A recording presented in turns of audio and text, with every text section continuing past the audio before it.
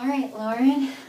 So at our last session, we talked a little bit about kind of keeping a tally of when you have some of these kind of uncomfortable thoughts.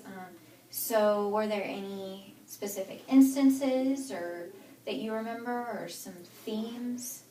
Well, I feel like I did a good job on my homework that you asked me to do. I felt that I did definitely keep a tally this week, and I found that I do have these thoughts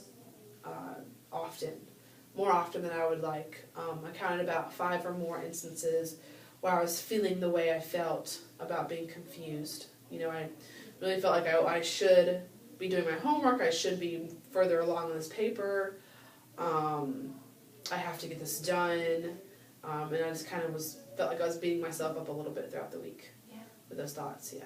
All right. So something that I've noticed, not just in this session, but in previous sessions as well, is that you use the words should, ought, and must a lot. And those are words that we try to kind of avoid.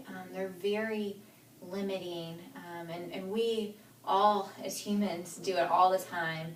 And it doesn't leave a lot of room for us to grow. And I think if you were talking to someone other than yourself about these issues, I feel like you'd be a little bit more lenient with them than you are yourself. I definitely do get told that I am my own worst enemy. Yeah.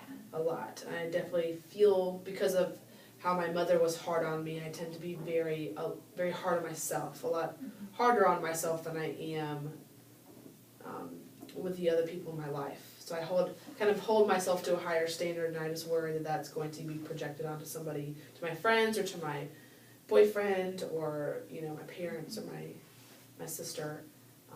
So I guess it does really. I've never thought of it like that before, but it really makes sense that it's very limiting. It kind of makes me feel like there's no room to grow, and makes me feel trapped when I say, well, I have to do this. Yeah.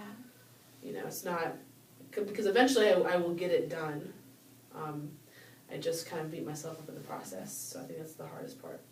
So I'm wondering when those thoughts come up, because they will, what are some things that you could replace that with instead? Instead of saying, I should get an A on this assignment, what would you say instead?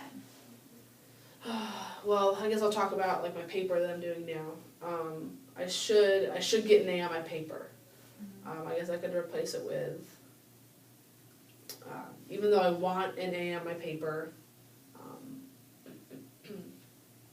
I'll still do good work, and I'll have all my research done, and I'll get it done either way, and I'll do a good job on it either way.